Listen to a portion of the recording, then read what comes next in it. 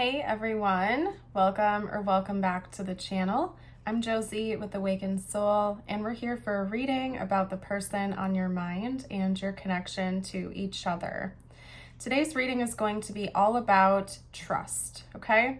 So in our reading here today, we're going to be unpacking whether or not you can really trust this person. I'm going to get started with the tarot and then hop around as I see fit. I want to be as detailed as possible for you. I do have to give a PSA though. Remember, at the end of the day, it's important that you listen to your own logic and intuition here. If the message does not resonate, please don't force it to, okay? You're welcome to check out other readings on my channel if you would like to. Just listen to your gut. You're very intuitive. If you're here, you are probably extremely intuitive. Don't undermine your own abilities here, okay? But I want to be as informative as I can for you here today. I always set the intention that my readings are timeless and will find who they're meant to find.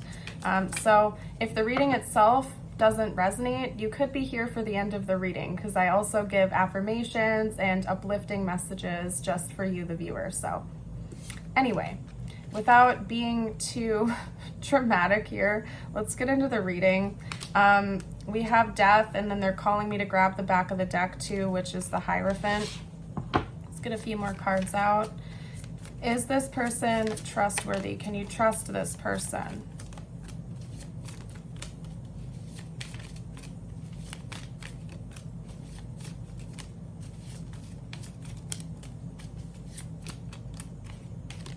Okay, so we also have the Page of Pentacles and we have the Nine of Cups. So let's talk about it. Back of the deck is now the 10 of Pentacles, so that's informative as well. So if this reading found you, I feel like maybe you have some trust issues, okay? And it wasn't my intention to magnetize people from the collective that have trust issues. That was not my intention, but I'm getting that really strongly with the first two cards we have here with Death and the Hierophant. I feel like you've had trust issues in the past, maybe for good reason. You could have had people that have betrayed your trust before pretty majorly, and maybe that's why you're questioning whether or not you can trust this person that we're talking about. They were meant to come into your life to help you trust yourself, to trust your own judgment, and to heal that, okay? Death is a card of endings sometimes, but in this context, we're talking about transformation. I mean, even death itself is just a transformation from one state of being until the next, right? And so I feel like this is talking about putting your past self to rest and developing your new and higher level sense of self, okay? One where you are able to trust your own judgments. You're able to trust your own instincts. Maybe that's why I felt called to give that PSA in the beginning of the reading so strongly. If you're relying on tarot or relying on, opinions of other people to, give you answers to things all the time, like 100% of the time, and you're not trusting your own judgment, that might be something you want to look into. Of course, it's important to get support and help from other people, but at the end of the day, when you have faith in yourself and you know that you are going to make the best choices possible for yourself, that is irreplaceable. It's absolutely irreplaceable. So it could be that this connection entered into your life to help you with that, to help you learn how to listen to your gut more, listen to your instincts more, and trust your own judgment instead of just what's being presented right in front of you, okay?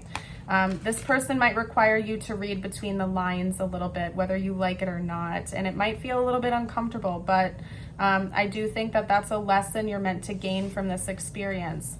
Now, to get to the heart of the reading, I would say yes, this person is trustworthy, okay? Because the Nine of Cups and the Page of Pentacles, that's a really nice combination to come out together like that. I would say it's a loud and resounding yes. You can believe them. You can trust them. They are a trustworthy person for the most part. They might test your patience sometimes, but at the end of the day, they are the type of person you can put your faith in, from what I can see.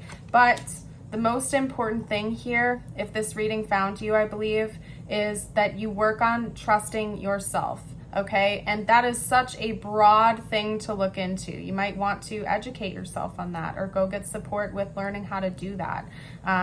You know, listen to your intuition, but also learn the difference between an intuitive thought and an intrusive one, or an anxious thought, right? Intuitive thoughts usually feel calm when coming in, even if it's not something you want to know. That's one identifying factor. An intuitive knowing feels really peaceful coming in.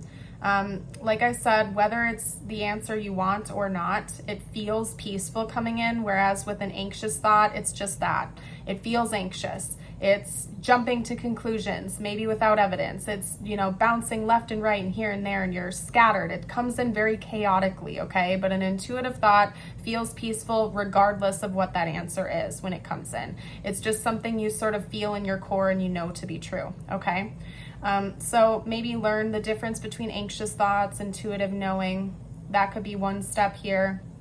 And also, you know, just do exercises that can help you to trust yourself more. If something just doesn't sit right with you, trust yourself that you're strong enough to walk away from that situation if you need to, and not, you know, exercise anti-self-love by staying in situations that aren't serving your highest good. Those are all ways that you can boost up your sense of self-trust and confidence in yourself to make good decisions for you, right? Sometimes it's not always easy to leave connections or situations or mindsets behind, because the ego tends to attach to what feels familiar, even if that familiarity is not serving our highest good. The ego does not like not knowing what's around the corner, right? But when we can trust ourselves to take a leap of faith in the right direction, even not knowing what's on the other side, that can be a great exercise in self-love too. So, and I'm not an expert, I'm not giving expert advice, but it does seem to me like if this reading found you, working on your a better sense of trusting yourself would help out, okay? But yeah, this person does seem to be trustworthy to me. So there's your answer. I'm gonna get you a couple of personal messages from universe now, and then we're gonna close your reading off here today, you guys. This was different.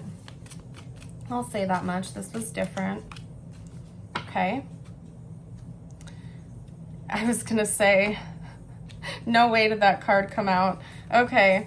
I don't nitpick. You guys saw me shuffle it. I don't have the energy to nitpick cards. It came out organically, and this is perfect for you. It is exactly what we were just talking about, okay? So if you're still with me, if this has resonated, don't forget to like the video, subscribe. You can also comment something positive down below for the collective if you would like to. Any bits of knowledge, wisdom you'd like to bestow on us, I really invite you to do that. This is your first personal message, and it is so on par with the rest of the reading here.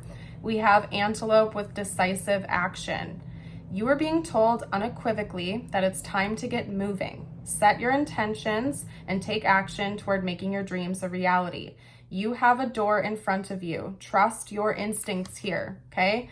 The last line, trust your instincts, okay? Trust yourself, trust your gut, and trust yourself to make the decisions you think are really best for you. Actually, we're taking the back of the deck too, because they really drew my eye to that, so you're getting a bonus message. We have the swan with love. You have found your soulmate, or they are just around the corner. Remember that when two souls are destined to be together, they always find their way back to each other. All those things you've had to go through were worth it, okay? And then your affirmation of the day, I'm going to read and hold up for you. I invite you to affirm this with me. I allow myself to love who I am, not who I think I should be. If you take away all the who I should be, what is left? You start hearing the silence, the present, and you receive a gift, peace of mind. Love and embrace who you are right now. All right, beautiful people, I'm going to leave your reading here. I thank you so much for joining, and I hope you have a blessed rest of your day or night. Bye for now.